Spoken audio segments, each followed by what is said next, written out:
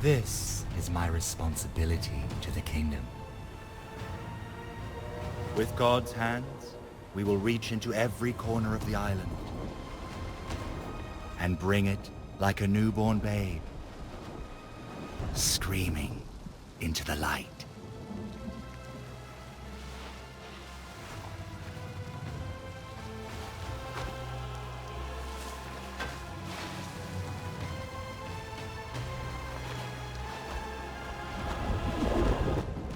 Hey guys, this is the Game Digest, and here are top 10 tips you don't want to miss out for No Rest for the Wicked. No Rest for the Wicked does a phenomenal job of getting us hooked with its challenging yet gratifying gameplay. It possesses a certain intensity that amplifies the satisfaction from overcoming adversaries and defeating formidable bosses. The game is definitely tough and the difficulty scales up as you level up, so here's our top 10 basic to advanced guide to aid you in your adventures. Starting with our first tip. Number 1. Heal Aura. As a Souls-like game, the ability to heal up will always be your main priority, especially on earlier levels. And unlike the bonfires we used, which replenishes our healing potions, here they are only used to cook food that restores HP. You will need to gather or collect the ingredients necessary and have learned the recipe in order to cook them. Yes, there are also inns which you can go to fully recover your health, but you will need to travel back and forth from the city just so you can recover fully. The ability to heal up without interrupting your quests easily trumps the aforementioned ways. Hence, using the Heal Aura rune is the best way. As soon as you have bested the first boss in the game and upon receiving a warm welcome into the city of Sacrament, you will be able to buy and insert runes from Eleanor. So buy Heal Aura runes and insert them to your favorite weapon. This grants you the capability to heal at will without any cooldown. Whether in the midst of battle or afterward, bear in mind that it requires a brief charging period and consumes your focus charge to restore your health. The convenience of this on-the-go healing proves invaluable, particularly during prolonged boss encounters, reducing reliance on restorative items and significantly easing the challenge of tough battles. 2. Second weapon slot. As you have gained entrance in the city, you will then meet Roan and the Watcher. Through the Watcher's ability to refine a core, you can now add slots to your weapons, rings, and expand your inventory. E-cores are dropped by bosses, so they are quite limited and hard to come by. Hence, careful consideration is necessary when deciding which slot or inventory to expand. And we've decided that securing a second weapon slot is a must early in this game. Not only does it diversify your playstyle, but also allows you to use additional runes as well. It enables you to take advantage of various weapon effects, speed, and focus gained. Though please keep in mind this crucial note. The impact of your weapon weight on your overall load varies depending on which weapon is currently active, resulting in weight fluctuations as you switch between weapons. Third, repair anywhere with zero cost.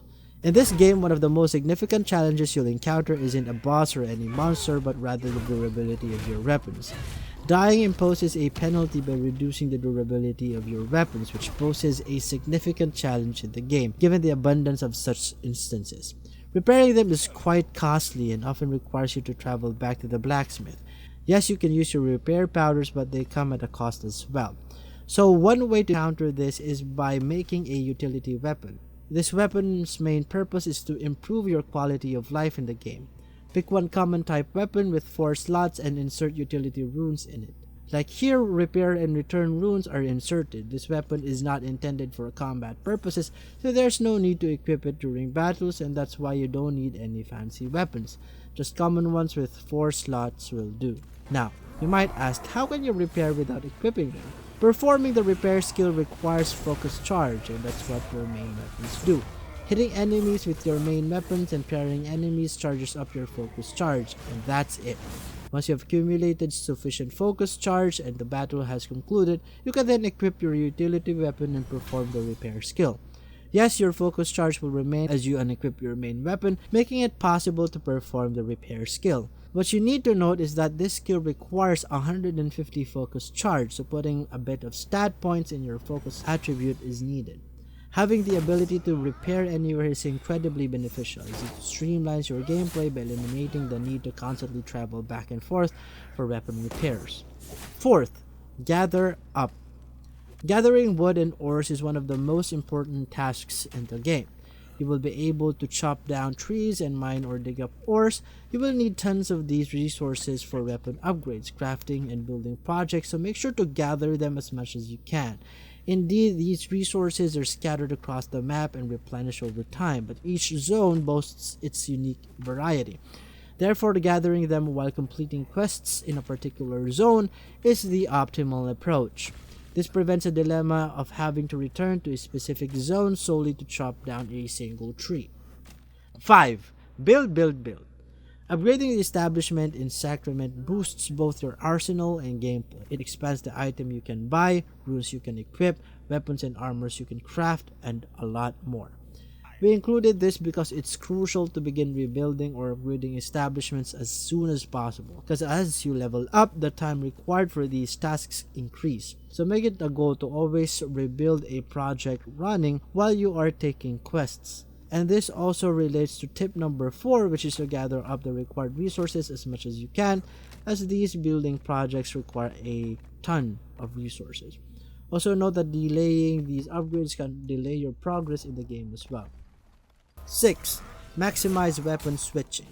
Having the second slot for your weapon really creates more opportunities on how you can approach fights. And it is important to maximize the ability to switch weapons. You can mix and match weapons to diversify your combo and skills. Like here, you have equipped a one-handed sword for quick melee attacks and quick focus charge, and switching to claymore to execute deadly blows, consuming the charge up focus. This is beneficial to quickly kill bosses and change how you approach situations. Also, you can maximize the weight shifts, which you can switch weapon. Here we switch to a lighter weapon for fast traversal, cause equipping the one-hand weapon and shield shifts our weight to normal, making us run slower. Also note of the different weapon buffs, as it only applies once the weapon is active. Like if you have the heal upon killing enemies buff, switch to it when closing fights to replenish your HP. 7. Lodging shortcut.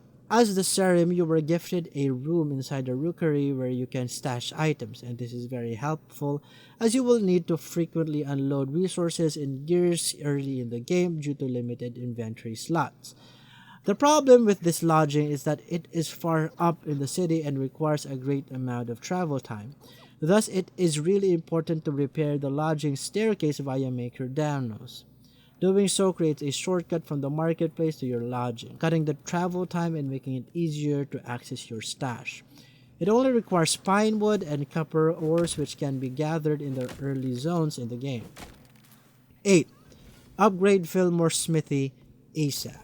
Upgrading your weapons is quite beneficial in the game. Boosting your stats allows you to overcome tougher enemies and bosses. You can achieve this by prioritizing the upgrade of Filmore Smithy as early as possible. This also unlocks the furnace for refining ores essential for weapon upgrades and the anvil for crafting weapons and armor. Upgrading your weapons amplifies your attacks, making them more potent and inflicting greater damage. 9. Daily challenges and bounties. Through Captain Randolph, you can do bounties and challenges that offer various rewards. You have your daily quests and weekly ones. Daily quests refreshes every day in game time, so make sure to do them as they are really rewarding and allows you to save up faster to buy a house. You can gain rare gears and armors via these challenges, so make sure you don't miss them. So challenges are just simple tasks like gathering resources, and you can earn a lot early in the game, which is quite helpful as you have to pay for weapon upgrades and enchantments as well. And lastly, enemy scaling. Enemies become more formidable as you advance through the story. Returning to previous zones will present tougher adversaries, and confronting them unprepared or lacking upgrades can prove to be quite challenging. Therefore, we recommend taking your time with your progression before delving further into the story. Take the opportunity to gather resources, enchant weapons, upgrade your gear, and invest in the rebuilding project. Proper preparation is essential before embarking on the next quest. Gathering resources becomes increasingly difficult as your enemies become stronger later in the game. Therefore, it is essential to prioritize resources gathering earlier on to avoid facing greater challenges and obtaining them later. And those are our top 10 basic to advanced tips you don't want to miss out for No Rest for the Wicked.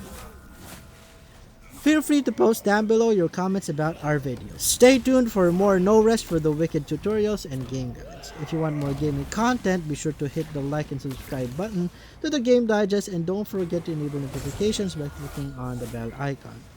Thank you for your support, and stay tuned for our next game guides and reviews. We'll see you next time. Cheers.